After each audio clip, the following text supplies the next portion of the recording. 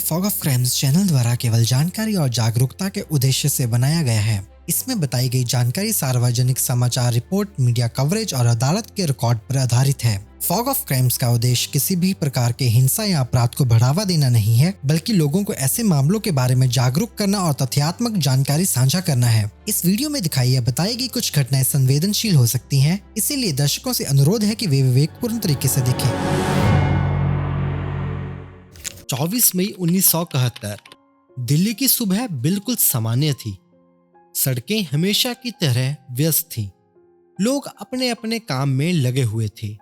लेकिन उसी दिन एक ऐसी घटना होने वाली थी जो भारत के इतिहास में सबसे रहस्यमयी घटनाओं में से एक बन जाएगी। दिल्ली के एक सरकारी बैंक में एक फोन बजता है। फोन उठाते ही दूसरी तरफ से एक शांत लेकिन अधिकार से भरी आवाज आती है, मैं प्रधानमंत्री बोल रही हूं। कुछ सेकंड के लिए बैंक अधिकारी की सांसें थम जाती हैं। क्या सच में फोन इंदिरा गांधी का था या फिर कोई ऐसा खेल शुरू हो चुका था जिसे समझने में पूरे देश को सालों लगने वाले थे। उस फोन कॉल के कुछ घंटों बाद बैंक से 60 लाख रुपए निकल जाते हैं। एक आदमी पकड़ा जाता है। वह अपराध स्वीकार भी कर लेता है, लेकिन कुछ ही समय बाद जेल में उसकी रहस्यमयी मौत हो जाती है। और तब से यह केस बन जाता है भारत के सबसे अजीब और अनसुलझे रहस्यों में से एक। यह कहानी है रुस्तम सोहराब नगरवाला की और उस फोन कॉल की जिसने पूरे देश को चौंका दिया। 1971 का भारत।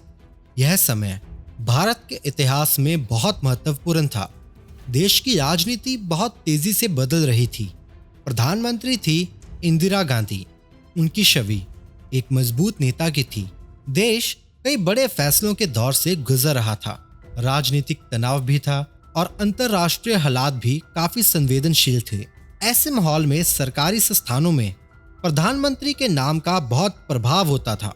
अगर कहीं से आदेश आता कि प्रधानमंत्री कार्यालय से निर्देश है, तो लोग बिना ज्यादा सवाल किए उस आदेश को पूरा करने की कोशिश करते।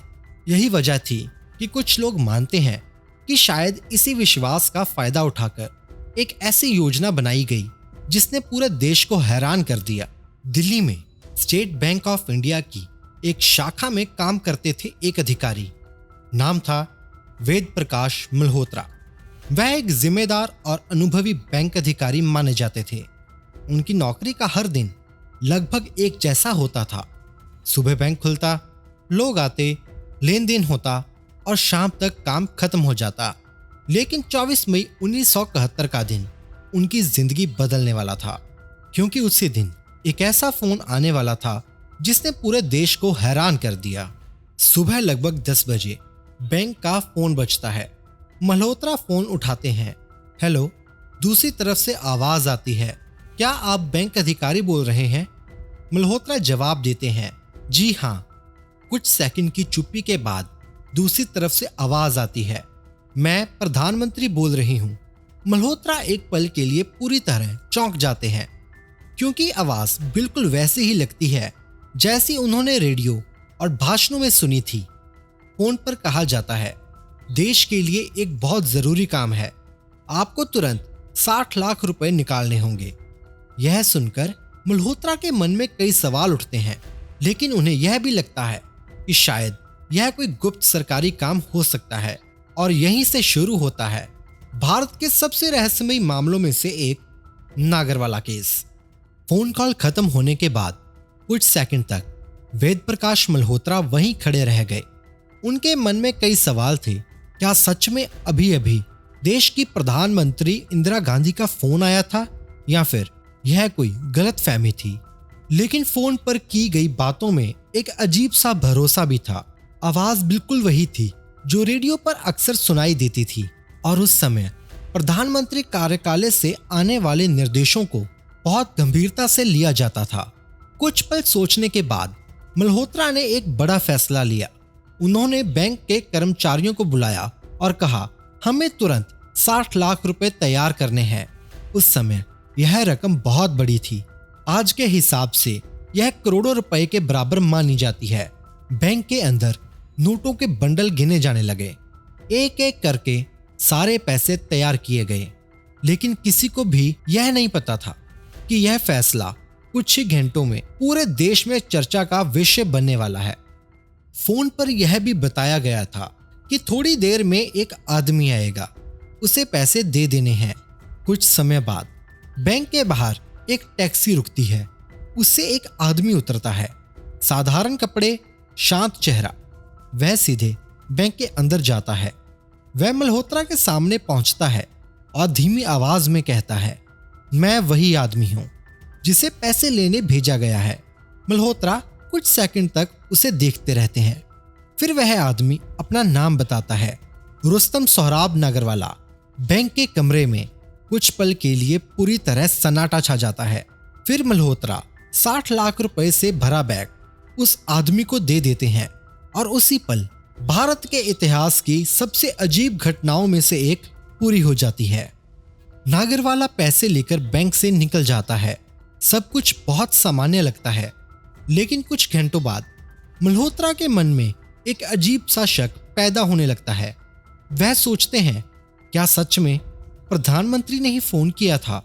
सच जानने के लिए प्रधानमंत्री कार्यालय से संपर्क किया जाता है और फिर जो जवाब मिलता है वह सबको हिला देता है।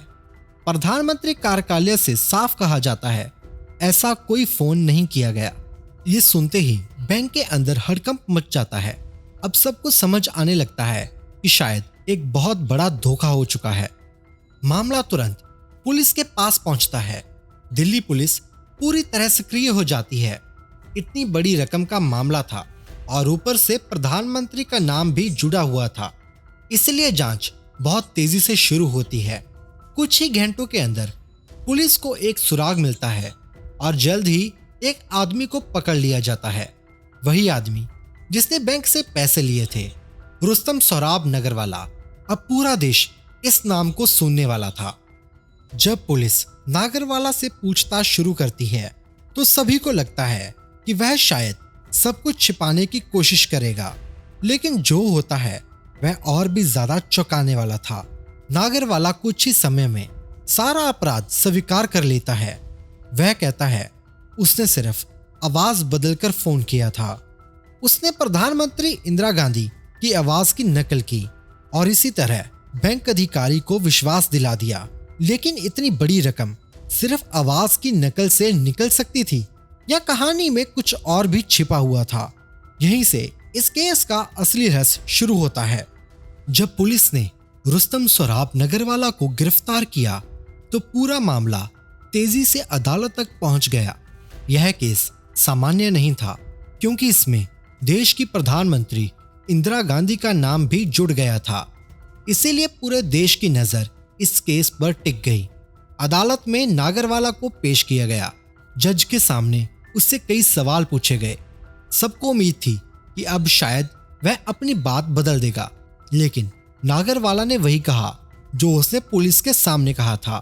उसने कहा, हाँ, मैंने ही फोन किया था, मैंने ही प्रधानमंत्री की आवाज की नकल की थी। अदालत में कुछ पल के लिए पूरी तरह सन्नाटा छा गया। इस केस की सबसे अजीब बात यह थी कि इसकी सुनवाई बहुत तेजी से हुई। बहुत कम समय में मामला लगभग खत्म कर दिया गया। नागरवाला को दोषी माना गया और उसे सजा सुनाई गई। लेकिन कुछ लोगों को यह सब थोड़ा अजीब लगा। इतना बड़ा मामला इतनी जल्दी खत्म कैसे हो गया?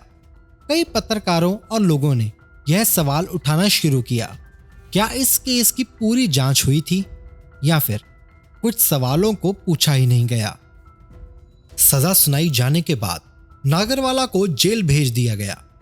अब ऐसा लग रहा था कि यह मामला धीरे धीरे लोगों की याद से मिट जाएगा। लेकिन कुछ ही समय बाद एक ऐसी खबर आई जिसने इस केस को फिर से सुर्खियों में ला दिया। जेल से खबर आई, नागरवाला की मौत हो गई है। यह खबर सुनते ही पूरा मामला और भी ज्यादा रहस्यमय बन गया, क्योंकि अब कई सवालों के जवाब हमेशा के लिए खो सकते थे। नागरवाला की मौत के बाद कई तरह की बातें सामने आने लगीं। कुछ लोग कहते यह सिर्फ एक साधारण धोखाधड़ी का मामला था, लेकिन कुछ लोगों का मानना था शायद इसके पीछे कोई बड़ा राज छिपा हुआ था, क्योंकि यह समझना मुश्किल था कि सिर्फ एक आदमी सिर्फ एक फोन कॉल से इतनी बड़ी रकम कैसे निकलवा सकता था। और सबसे बड़ा सवाल, क्या नागरवाला सच में अकेला था? आज भी नागरवाला स्कैंडल भारत के सबसे रहस्यमयी मामलों में गिना जाता है। कई साल बीत चुके हैं, सरकारें बदल गई, समय बदल गया, लेकिन इस केस से जुड़े कई सवाल आज भी अनसुलझे हैं। क्या यह सिर्फ एक चतुर ठगी थी, या फिर इस कहानी के पीछे कुछ ऐसा सच छिपा था जो कभी सामने नहीं आ पाया? शायद इस सवाल का जवाब अब इतिहास के पन्नों में हमेशा के लिए खो चुका है। हमारे चैनल को सब्सक्राइब अवश्य करें और वीडियो पसंद आने पर शेयर भी करें। धन्यवाद।